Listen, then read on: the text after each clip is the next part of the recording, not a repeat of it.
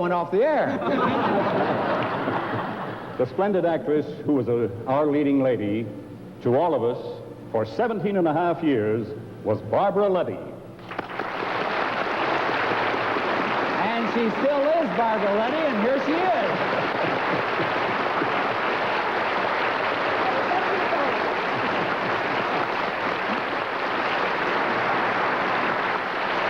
Even though the first nighter show finally went off the air, as they all do in the long run, the stars happily kept right on going.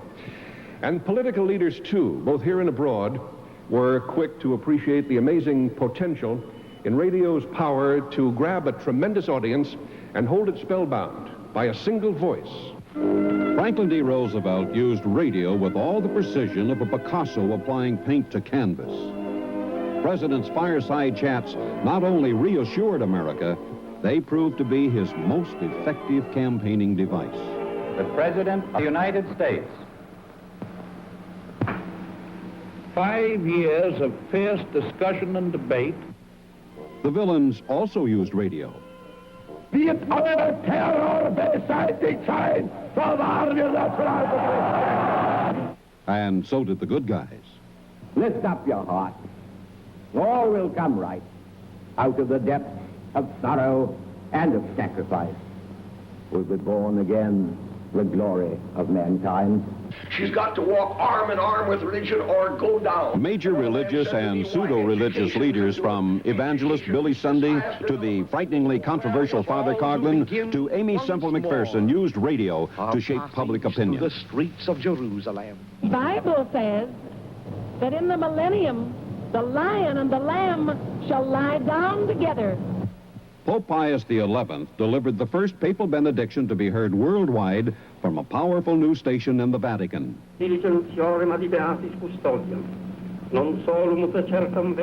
Admiral Byrd used radio when he described his expedition to the Antarctic. That is going on there is the home of the blizzard. And newspapermen soon got into the act. Walter Winchell peppered the airwaves with his machine gun delivery. Mr. North to South American, all the ships at sea, let's go to press. Havana, Cuba. It was the era of Morton Downey, the Irish tenor, Merton Marge, Tony Wands, Harry Reeser and the Clico Club Eskimos, and Arthur Tracy, the street singer. Rambling rose of the wildwood. And then, along came a young man from Maine.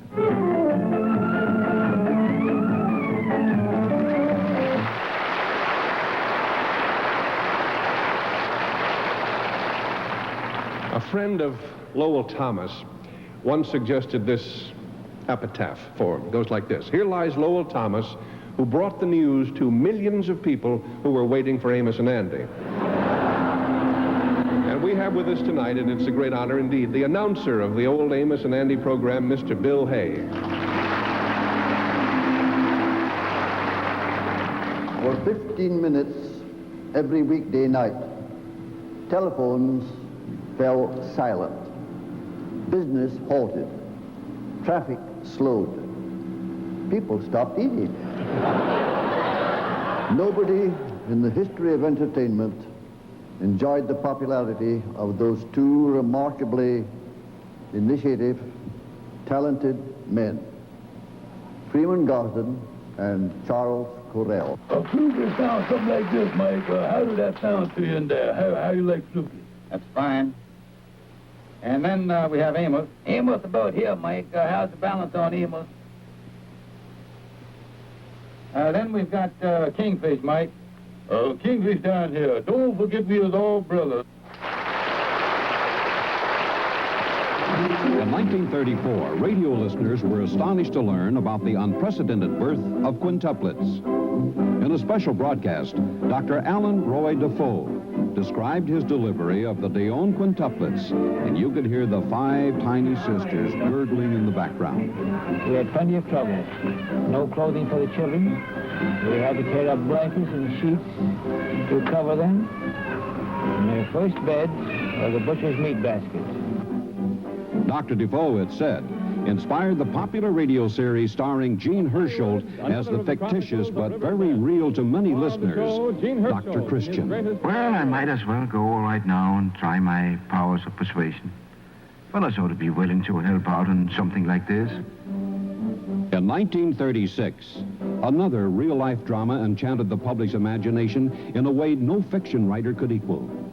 While millions listened in awe and sadness, a compelling emotional peak was reached by the thin voice of a king who chose radio to announce to the world he was giving up his throne. I have found it impossible to carry the heavy burden of responsibility and to discharge my duties as king without the help and support of the woman I love.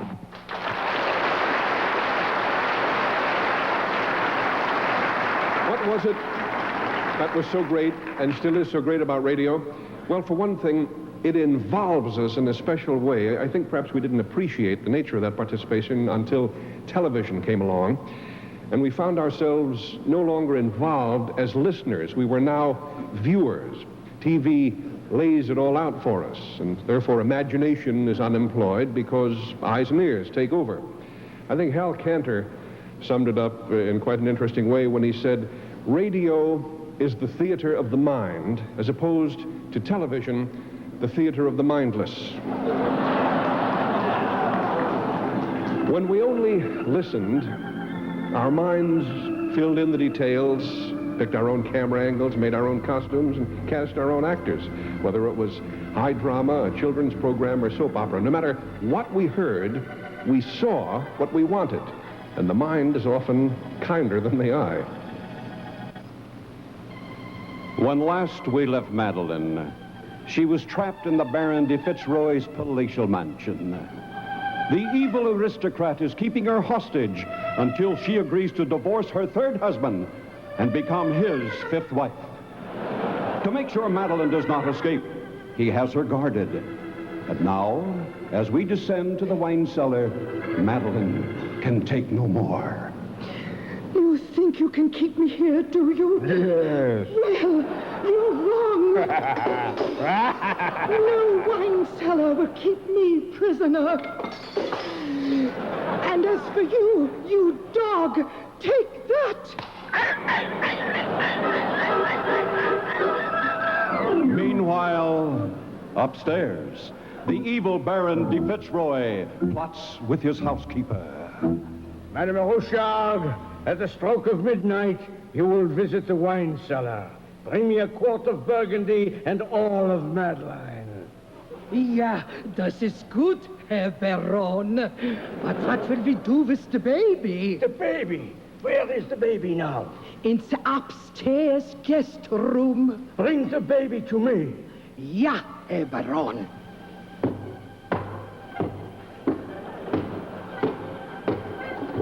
Oh, du Liebes, es hört mein Schwindt.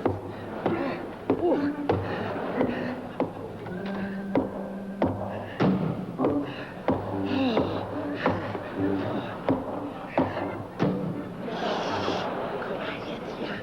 Also creeping, ja.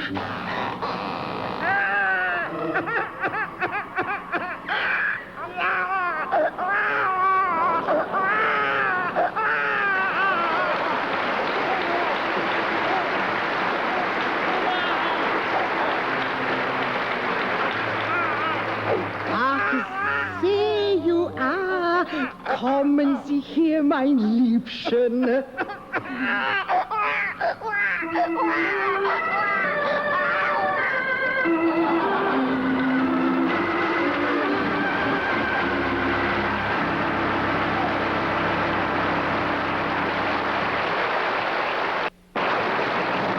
On May 6th, 1937, an event occurred, a tragic event occurred that was so graphically described in a landmark broadcast that listeners could visualize the catastrophe with all of its horror. Herb Morrison happened to be covering the arrival of the world's largest lighter-than-air craft from Germany to the U.S. Naval Air Station at Lakehurst, New Jersey. The ship is riding majestically toward us like some great feather. These giant flagships standing here, the American airline flagships, waiting to rise into all points in the United States when they get the ship moored. It's practically standing still now. They've dropped ropes out of the nose of the ship. The rain had cracked up a little bit. The back motors of the ship are just holding it. Get it started. It's crashing. It's crashing terrible. Oh, my. Get out of the way, please. It's burning, bursting into flames, and it's falling on the mooring mast and all the folks between the ship. It's terrible. This is one of the worst catastrophes in the world. Oh, it's 400 or 500 feet into the sky. It's a terrific crash, ladies and gentlemen. The smoke and the flames now, and the frame is crashing to the ground, not quite to the mooring mast. All the humanity and all the... Frightening, no matter how many times one hears it. Here, with us tonight, from his home in West Virginia, is the man whose voice stirred the world at that time, Herb Morrison.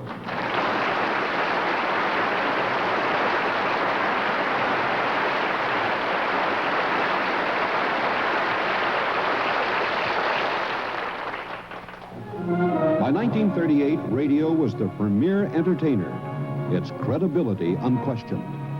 And that made millions of devoted fans curiously vulnerable to the biggest put-on ever to hit the airwaves, the War of the Worlds. Strikes him head on. Lord, they're turning into flames. Now the whole field's caught up by the woods, the barns, the gas tanks of the automobiles spreading everywhere. Coming this way now, about 20 yards to my right. Orson Welles and his Mercury Theater players electrified the nation. Of course, we are deeply shocked and deeply regretful about the results of last night's broadcast. Don't you think that somebody here would have been able to gauge the reaction which in fact has occurred throughout the United States? Well, every radio program tries to be more dramatic than life, as every play tries to be more dramatic than life, and every movie, not less so. Less frightening, but equally effective in their own way, were other dramas. For example, Archibald MacLeish's Fall of the City, or Columbia Workshop, Arch Obler's unforgettable Lights Out, scripts written for Grand Central Station, Lux Radio Theater, Silver Theater, a host of soap operas and mystery shows written by men like True Boardman and Milton Geiger, and stories like 26 by Corwin and Columbia Presents Corwin, whose writer, producer, and director are here tonight, combined in the person of Norman Corwin.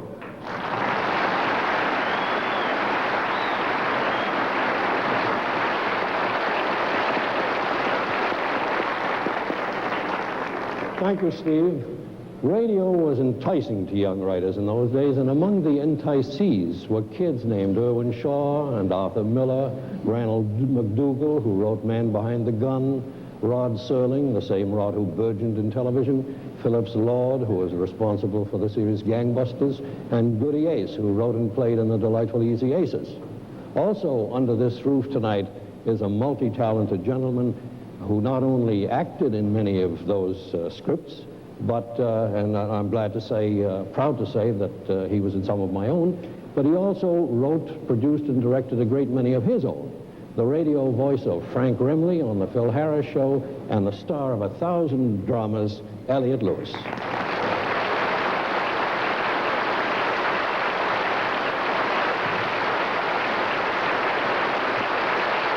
Norman, don't forget Major Bowes. Wheel of Fortune spins, around she goes, and where she stops, nobody knows. Now, the first on the program is our original one-man band. What do you do in your spare moments? I am a spoonist, sir. A spoonist. Good luck to you.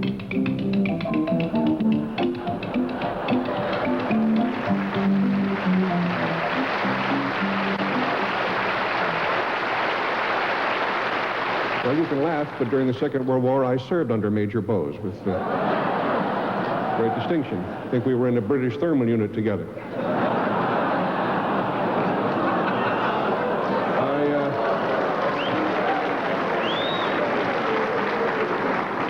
Anyway, the Major did offer a lot of amateurs a chance for stardom, and some of them did not make it. Now, that, of course, was what you might call the manufactured side of radio, but there was another side. Sometimes I do wish that our beloved Uncle Sam would stay at home and mind his own business. Someday, we may get our fingers burned. That was the coverage Edwin C. Hill and radio gave to the rumblings of approaching war in Europe. And the jokes about the funny little ex-paper hanger and the trick mustache had a hollow ring when the chilling reality of the posturing madman's voice came into the living room of America.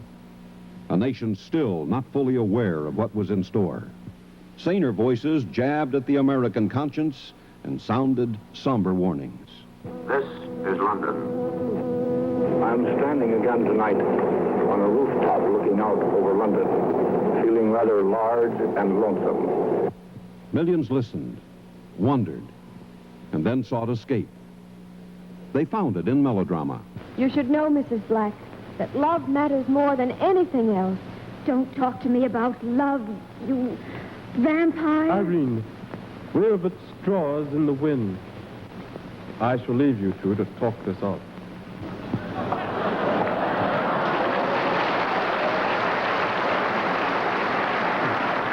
Yes, sir, they're not writing them like that anymore. Not only soap operas, but quiz shows, comedy, and audience participation shows all provided escape.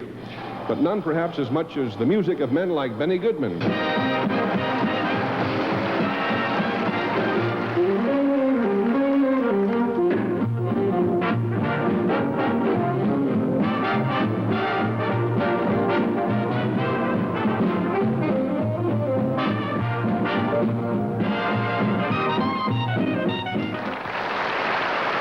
That, of course, that was the real Benny Goodman, not my version of it. One of Benny's great contemporaries was Jimmy Dorsey. Jimmy's band featured a vocalist who was popular and very pretty then, and today she's even prettier and more popular, and even better, she's here. Helen O'Connell.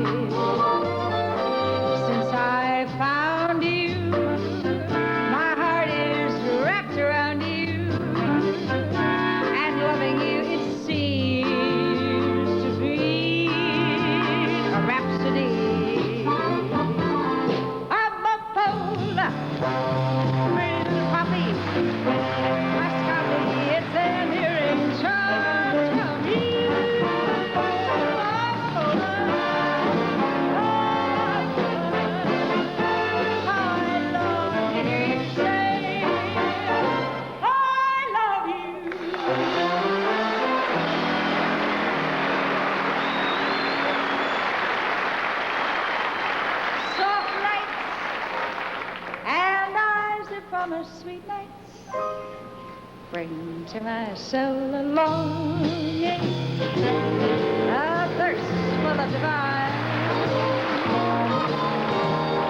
Dreams I seem to hold you, to find you and enfold you. Our lips meet and our hearts do, with a thrill so sublime. And green eyes, a pool wherein my love lies, so deep that in my searching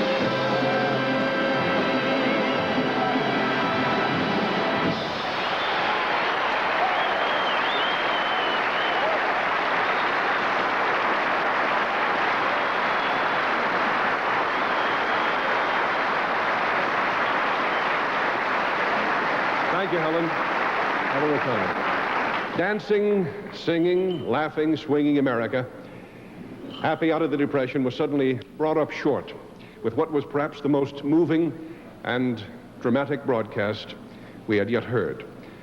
A speech that changed the face of the nation and the nature of the world forever.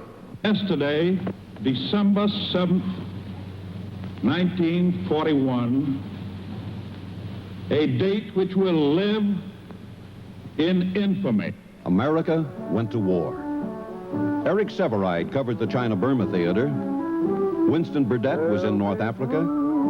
Howard K. Smith in Berlin until he fled internment. G.I. Joe found Armed Forces Radio right in his own bombed-out backyard. He found something else, too. In the Pacific, Tokyo Rose, with her soothing voice, tried to undermine his courage. Greetings, everybody. This is your number one enemy, your favorite playmate, Orphan Ann, a radio socialist. The little sunbeam whose throats we like to cut. We're ready again for a vicious assault on your morale.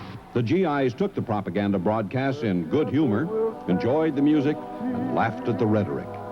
They laughed harder, though, and more appreciatively at the most tireless trooper of them all. Thanks from America to all our men in blue, our boys in khaki too, our tough Marines, our Coast Guard, our Army nurses true. We thank you so much.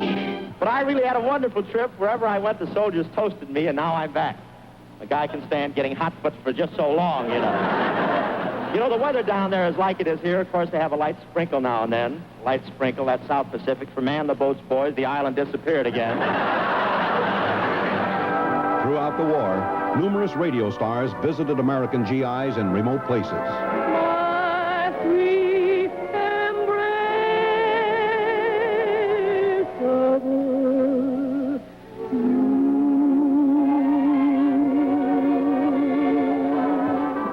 It was the best covered conflict in history, and radio made it so.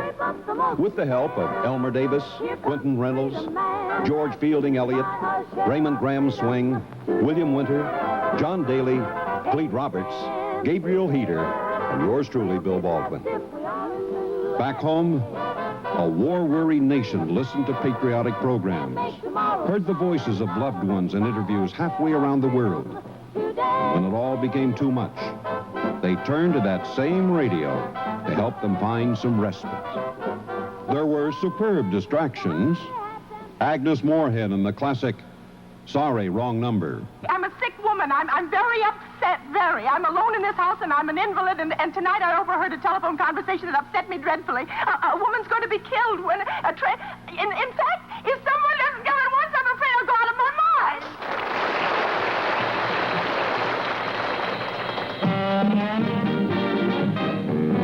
Groucho, who after playing Flywheel, Shyster, and Flywheel to disinterested millions, was drafted by producer John Goodell to play himself in a hit show that established him clearly as the master ad-lib artist of them all. Here he is, the one, the only... Oh, that's me.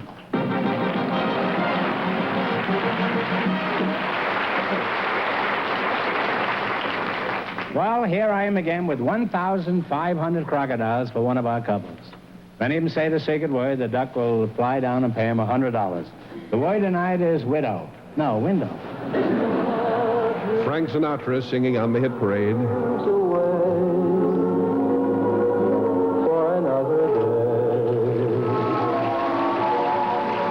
Fanny Bryce played Baby Snooks with Hanley Stafford as Daddy, and Hal Perry was the great Gildersleeve. I'm coming. Where are my keys? Oh, yeah. Here they are. Hurry, I'm freezing. Yeah, look who's talking. My teeth are chattering.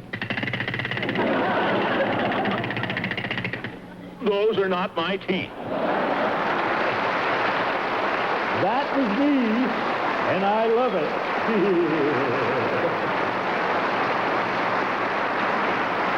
That really is him, and we all love it. And then, of course, after the laughs, there was also suspense, big town, Mr. District Attorney. And it shall be my duty as District Attorney not only to prosecute to the limit of the law all 1,000 degrees of France.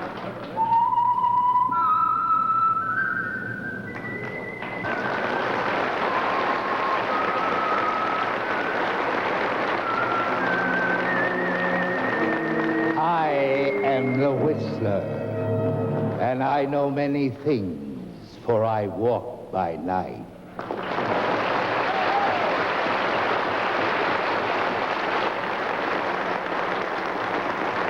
Well, of course, I'm really Marvin Miller, and in those days when we were riding high on the airwaves, I always enjoyed relaxing from my prime-time crimes by listening to one of America's most beloved comedies, The Aldrich Family. Remember? Henry Aldrich! Coming, Mother! Marvin, you're not Mother. No, but you're Ezra Stone. Well, I was when I came in. Thank you very much.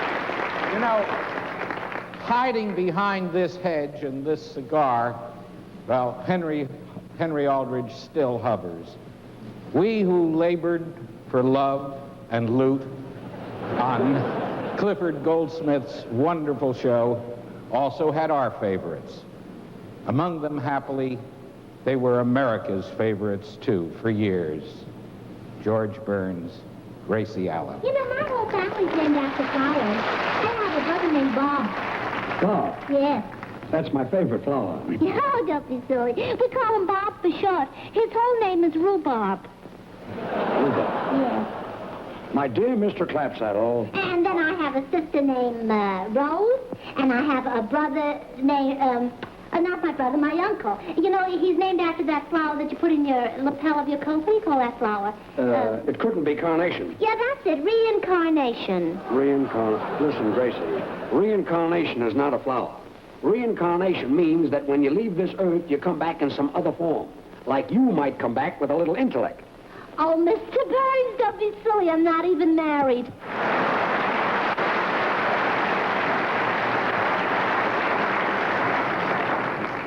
George is still as funny as those radio shows we all enjoyed. Blondie and Dagwood, Gary Moore, Eddie Cantor, and the good old days when Homer and I used to take our girls dancing to the music of Glenn Miller, Artie Shaw, and Les Brown.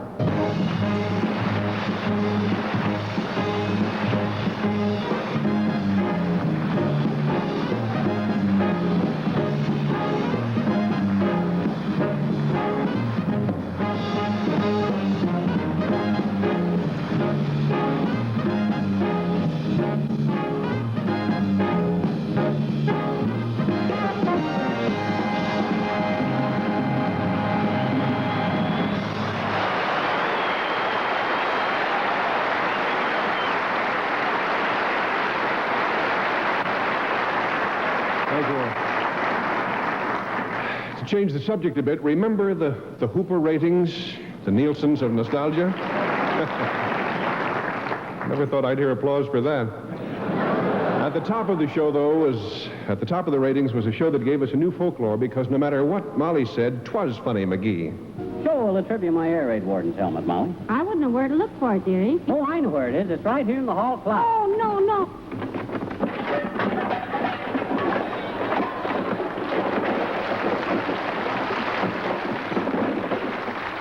I gotta straighten out that closet one of these days.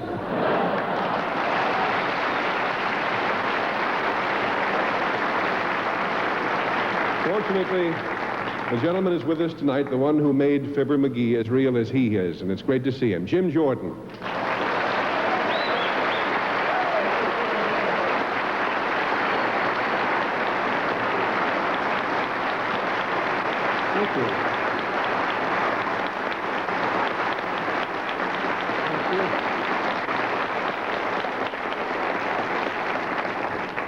Thank you. Thank you very much. Did you ever see so many old people?